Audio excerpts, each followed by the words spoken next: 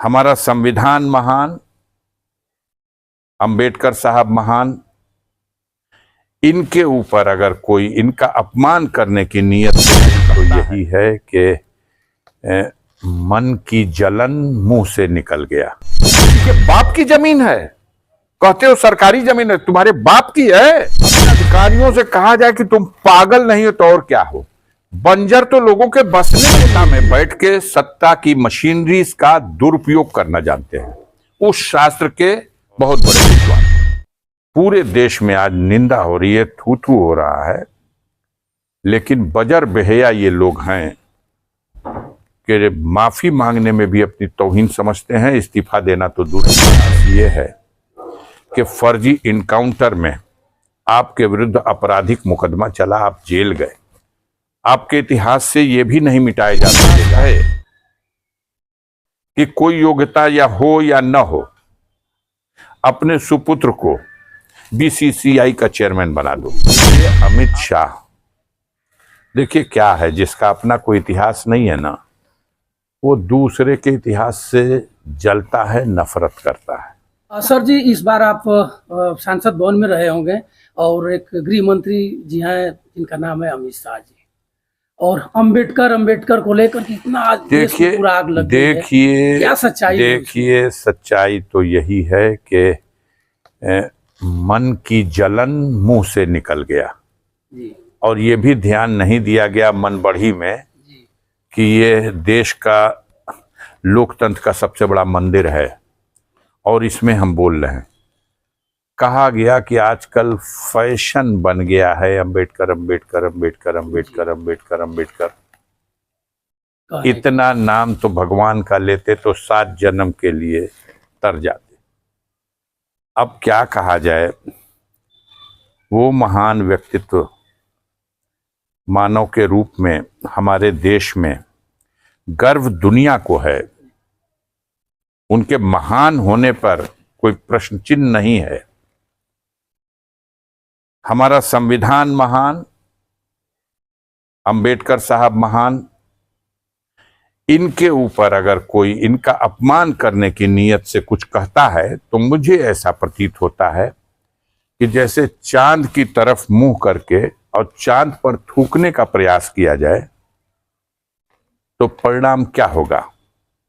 वो थूक चांद पर नहीं जाएगा, वो वापस लौट के थूकने वाले के ऊपर ही आके गिरेगा। तो यही स्थिति है, आज सारा देश थूक रहा है।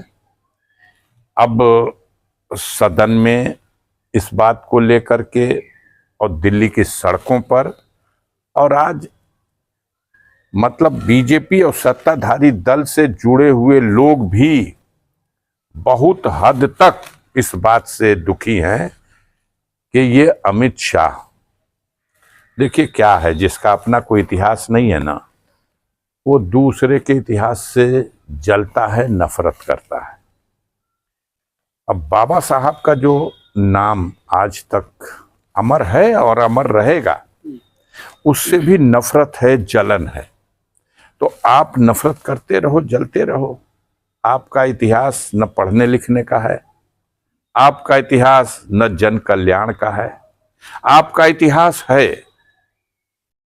कि कोई योग्यता या हो या न हो, अपने सुपुत्र को बीसीसीआई का चेयरमैन बना दो। आपका इतिहास है कि आपके बेटे की, दूसरे की, सबकी आय ईडी भेज के चेक कराओ, और आपकी बेटे की आय एक साल में कई 100 गुना भी बढ़ जाए तो उस पर किसी को उंगली मत उठाने दो। आपका इतिहास ये है कि फर्जी इनकाउंटर में आपके विरुद्ध आपराधिक मुकदमा चला, आप जेल गए। आपके इतिहास से यह भी नहीं मिटाया जा सकेगा कि भारतीय न्यायिक व्यवस्था का वो बहादुर ऑफिसर जो आज दुनिया में नहीं रहा, जस्टिस लोया, उनके जो रहस्यमय ढंग से उनकी मौत हुई, सवाल तब भी उठा कि उनकी हत्या कराई गई, सवाल आगे भी उठता रहेगा। आपने हमेशा नफरत परोस करके विभाजन की बात करके अपने राजनीतिक लाभ के लिए आपने सब कुकर्म किया। हद हो गई, अंधेर हो गया। दो बड़े उद्योगपतियों को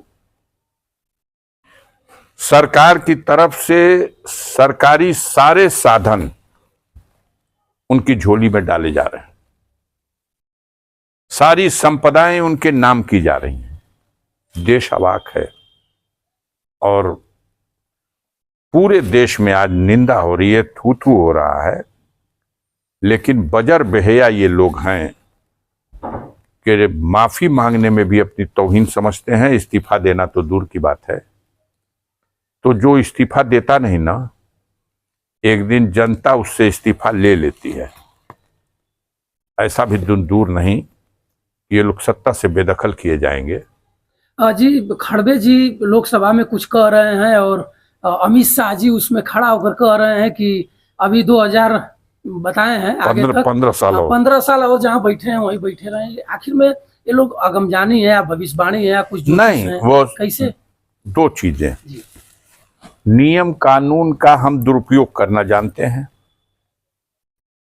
सर्वोच्च न्यायालय देश का एक निर्णय देता है कि भारत में लोकतंत्र के लिए चुनाव की जो प्रणाली है यह निष्पक्ष हो। इसके लिए आवश्यक है कि भारत निर्वाचन आयोग में निर्वाचन आयुक्तों की नियुक्ति निष्पक्ष की जाए। और यह निर्णय दिया गया कि इसके लिए 3 व्यक्ति मिलकर के निर्वाचन आयुक्त नियुक्त करेंगे।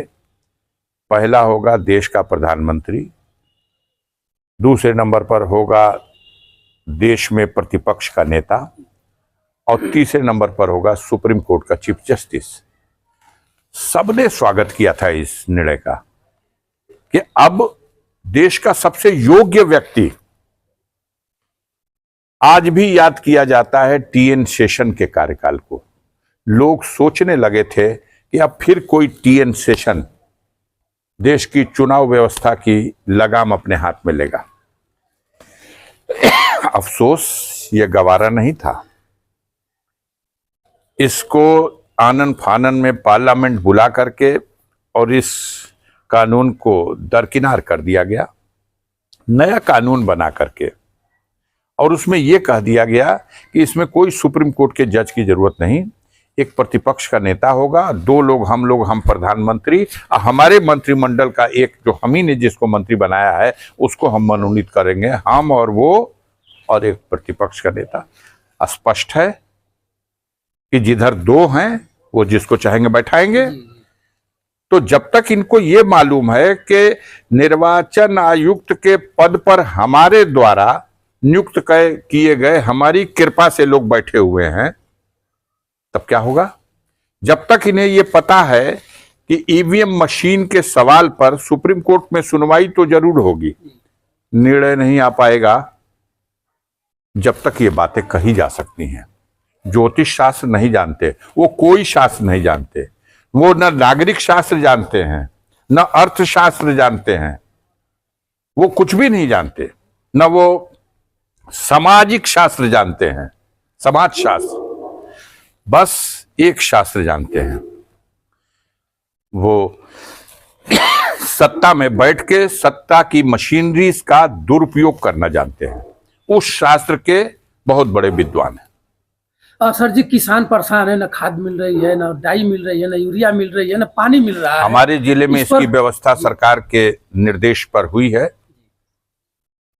हमारे जिले में यह आदेश कर दिया गया है सरकार के अधिकारियों की तरफ से कि जिसके पास 10 बीघा 20 बीघा भी जमीन है, खेती है, उसको भी खाद जब खेप आएगी तो 2 बोरिया खाद दी जाएगी। और जिसके पास 2 मंडा 4 मंडा भी जमीन है, जब खाद आएगी तो 2 बोरिया खाद उसको भी दी जाएगी। विडंबना यह है कि 2 मंडे खेत में 2 बोरिया खाद कोई क्यों डालेगा? वो डाल देगा तो उसकी फसल जल जाएगी। और कोई 10 बीघा 15 बीघा 20 बीघा डालेगा, उस खाद के डालने से ऊंट के मुंह में जीरा वाली कहावत हो जाएगी। खाद की बोरिया 50 किलो से 45 किलो की गई अब खाद ही गायब कर दी गई। तो किसान हाय हाय कर रहा, वो अन्नदाता जो पैदा करता है तो देश और दुनिया खाती है, आज वो कराह रहा है और सरकार के कान पे जूई भी नहीं रेंग रही है। अपने धुन में मस्त है लोग, नफरत परोसने की सारी कवायद चल रही है। भारत खोदो अभियान, सर्वोच्च न्यायालय ने बड़ा शानदार आर्डर पास किया। लगा कि इस आर्डर के सम्मान में अब एक बार ये बुलडोजर कार्रवाई रुकेगी, लेकिन संविधान की सौगंध लेकर बैठे हुए सत्ता में लोग सुप्रीम कोर्ट के फैसले का अपमान, लगातार अपमान, लगातार अपमान। और ये मीडिया, माफ कीजिएगा, मीडिया के भाई जो गोदी मीडिया हैं, वह मीडिया के लोग तो इसको बहुत बड़ी उपलब्धि, जैसे अभी अयोध्या में एक गरीब का सब पेपर है, घर गिरा दिया। अब तो ठीका हो रहा है तहसीलों में, थानों में, अपने विरोधी का घर गिरवाने के लिए पैसा देकर के और कहा जा रहा है कि इसको, और सेट हो जा रहे हैं सो तो गिरा दे रहे हैं, सो जाके काएं काएं करते रहिए। कल का सर रसड़ा में भी घर गिराया गया है, हर जगह अब घरौंदी बना रहे हैं जी। गांव गांव में आग लगा दिया है इन लोगों ने, गरीबों के अंदर झगड़ा पैदा कर दिया है। किसकी ओसारी, किसके नाम, और किसका दुआर, किसका खूंटा, किसकी चरण, भगवान ही भला करे। गांव में रहने वाला गरीब, यहां जो सदियों से रहते आए, जो इस देश के मूल निवासी हैं, अंग्रेजों को देश से भगाने के लिए उनके पूर्वजों ने लड़ा। देश आजाद हुआ तो सबने सोचा कि अब कम से कम जहां हमन का बसल बानी जा, ये जमीन हमनी कह, ये घर हमनी कह। आज बंजर पर से लोग गिराए जा रहे हैं, आबादी की जमीन पर लोग उजाड़े जा रहे हैं। अब इन अधिकारियों से कहा जाए कि तुम पागल नहीं हो तो और क्या हो, बंजर तो लोगों के बसने के लिए ही है। तुम कहते हो कि पट्टा नहीं है, पट्टा नहीं है तो उस पर बसेगा नहीं, उस गांव का नागरिक है तो वो किसी के बाप की जमीन है। कहते हो सरकारी जमीन है, तुम्हारे बाप की है, वो उसी गांव के गिरहस्तों की जमीन का अंश निकाला जाता है इस काम के लिए जो सार्वजनिक हित में हो जाए। उसमें सड़क की जमीन हो, पोखरे की जमीन हो, भीटे की जमीन हो, कंपोस्ट खाद के गड्ढे की जमीन हो, सौर स्थान की जमीन हो, स्कूल की जमीन हो, टंकी के लिए जमीन हो, अगर इस पर कोई कब्जा करता है, श्रेणी 32 के लिए सुरक्षित जमीन पे कोई कब्जा करता है, तो आप कार्रवाई करो, बेदखली की कार्रवाई करो, मुकदमा चलाओ, नोटिस दो, उसको सुनवाई करो, उसके बाद उसको जुर्माना या उसको हटाने की कार्रवाई। लेकिन ये तो अंधेर है कि बंजर पर से, नवीन परती पर से आप हटाओगे, आप गिराओगे, लगता है कि आपके बाप ने दिया है ये जमीन। जगेगी जनता, देखिएगा जगेगी। अभी जो भय है और जो भरम बना हुआ है, एक सीमा पे जाके ये खत्म हो जाएगा, और जब खत्म होगा तो इसका परिणाम बड़ा भयंकर होगा।